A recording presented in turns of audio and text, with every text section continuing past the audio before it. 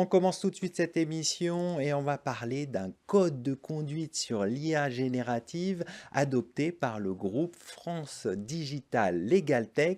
Et pour en parler, j'ai le plaisir de recevoir Guillaume Carrère, cofondateur du groupe France Digital Legal Tech. Guillaume, bonjour. Bonjour Arnaud.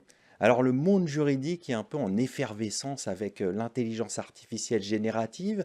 C'est lié à, je dirais, la création de ChatGPT il y a 2 ans et la vulgarisation de l'intelligence artificielle générative. Dans ce contexte, France Digital Legal Tech a souhaité faire un code de bonne conduite de l'IA générative. Expliquez-nous cette démarche, Guillaume. Eh bien, je pense que vous le dites, le premier sujet, c'est qu'on fête un anniversaire. On souffle les 2 ans de l'arrivée de ChatGPT, qui a été une véritable révolution dans le monde du droit. Et autant au début, il y avait du scepticisme, mélangé à de l'enthousiasme, hein, et autant aujourd'hui, globalement, c'est l'enthousiasme qui l'a emporté. Et donc tout le monde du droit, les instances représentatives, etc., confirment que les bénéfices de l'IA générative vont être considérables pour les différentes professions du droit.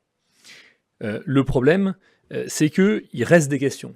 Et ces questions, c'est souvent les mêmes. C'est véritablement, est-ce que mes données sont sécurisées? Est-ce que les réponses qui sont apportées par l'IA sont fiables? Mais aussi, est-ce que ma déontologie est respectée?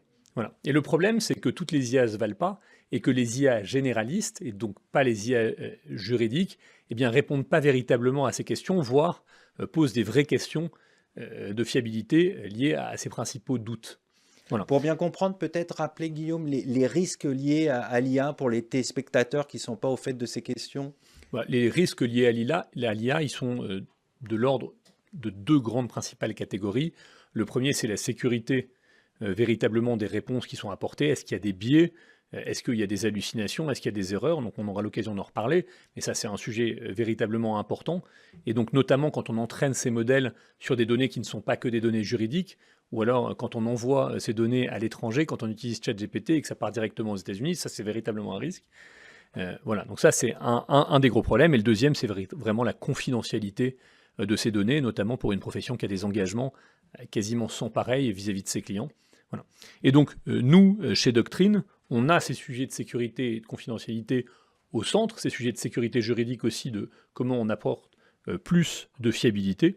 Et donc, on a voulu l'étendre, ce concept, au-delà de Doctrine, à travers le groupe France Digital Legal Tech, pour s'assurer que ça irrigue un petit peu la filière et que ça fasse émerger un alignement sur comment on fait des IA plus responsables. Et c'est ça l'objectif de ce code de bonne conduite.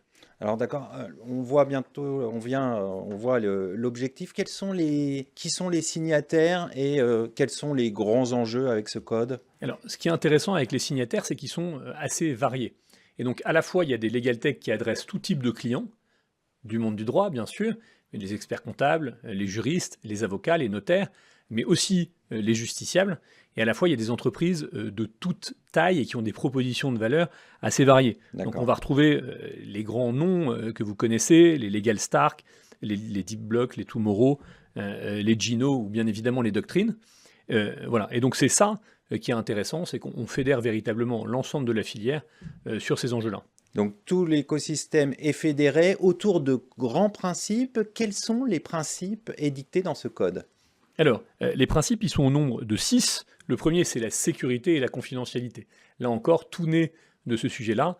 On veut assurer nos clients qu'on assure véritablement la confidentialité et la sécurité de leurs données. C'est primordial pour leurs clients. C'est vraiment un des feedbacks principaux quand on les interroge sur leurs doutes vis-à-vis de l'IA.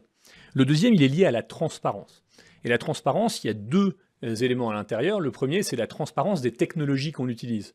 Et donc ça, les clients veulent savoir et on a besoin de leur dire quelle technologie on utilise, mais aussi qu'on utilise de la technologie. Et donc parfois, on peut avoir des réponses sans savoir qu'elles viennent de l'IA. Et donc l'engagement de la Legal Tech sur ce sujet-là, en tout cas de ce groupe qui a signé ce code de bonne conduite, c'est de dire non seulement quelle technologie on utilise, mais aussi D'accord. qu'on en utilise quand on apporte des D'accord. réponses. Par exemple, j'utilise ChatGPT, Perplexity, Claude, etc. Et exactement. Alors, c'est principalement, très souvent, des large language models, et donc plutôt ChatGPT, Mistral et autres, D'accord. OpenAI, parce que c'est beaucoup sur ces technologies open source qui dominent quand même encore ce sujet-là, que les entreprises comme les nôtres eh bien, entraînent des modèles, les verticalisent et les sécurisent sur le monde du droit. Donc ça, c'est le premier sujet. Le deuxième sujet, transparence. La troisième, c'est la limitation des biais. Donc selon la façon dont vous entraînez vos modèles, selon les données que vous mettez en entrée, il peut exister des biais avec l'IA générative. Bien Et sûr. donc cet engagement des 14 signataires de ce code de bonne conduite, c'est de les limiter. Ensuite, vous avez un sujet qui est central, c'est celui de la formation et de la sensibilisation. Bien sûr. Donc ça, c'est le quatrième aspect. Et donc, bien évidemment, il faut former, entraîner les juristes pour qu'ils comprennent et qu'ils maîtrisent progressivement ces technologies, qu'ils n'en attendent pas trop aussi parfois, et qu'ils sachent s'en servir véritablement comme d'un support. Ensuite, il y a une notion de responsabilité et de contrôle humain. Qu'est-ce que ça veut dire? Responsabilité et contrôle humain, ça veut dire que l'IA ne va pas remplacer le juriste, mais ça veut aussi dire néanmoins qu'il faut lui donner les moyens de contrôler le travail de l'IA, et notamment, par exemple, dans le fait de lui présenter des sources. Et ça, là aussi, c'est quelque chose qui est vraiment très demandé par nos clients. Et enfin, le dernier sujet, c'est la propriété des données générées. Et donc, il faut absolument garantir à nos clients, quand ils nous confient des données qui sont les leurs, qui sont le fruit de leur travail, souvent, ou celles de leurs clients, eh bien évidemment qu'elles seront sécurisées, mais aussi qu'on ne les réutilisera pas pour entraîner nos modèles. Et ça, c'est un élément important. Ou aussi, et là encore, ça peut être une petite angoisse pour nos clients, et c'est qu'on ne les partagera pas avec le reste de l'écosystème. Et donc Bien ça, sûr. c'est des engagements extrêmement fermes qu'on prend à travers ce code de bonne conduite. Alors, comment vous articulez ce code de bonne conduite avec le cadre juridique européen? Je pense par exemple au règlement sur l'intelligence artificielle.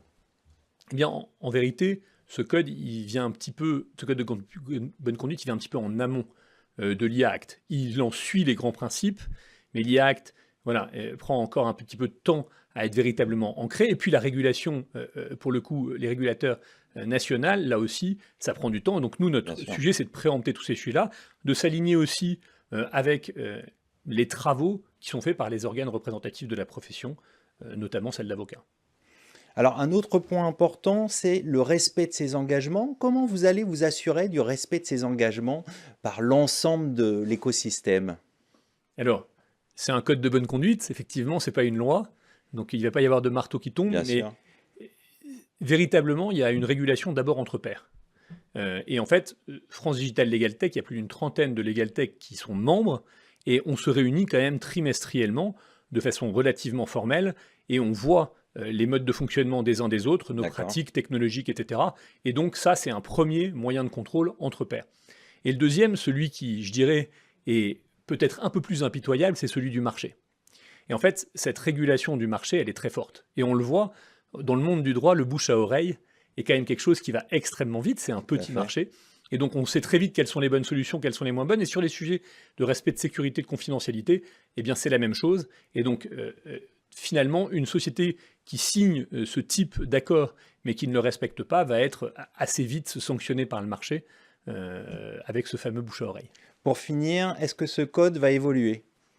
Alors, je ne vous apprends pas en tant que juriste que le monde du droit, le droit lui-même est une matière vivante, la technologie, elle aussi, est une matière extrêmement vivante. Ce qu'il faut retenir, c'est que ça fait à peine 2 ans que ChatGPT est arrivé, mais on n'est qu'au début de l'impact de l'IA générative. Notamment, tout le monde parle de chatbot aujourd'hui. Le chatbot, c'est 10% de la valeur que va apporter l'intelligence artificielle dans le monde du droit.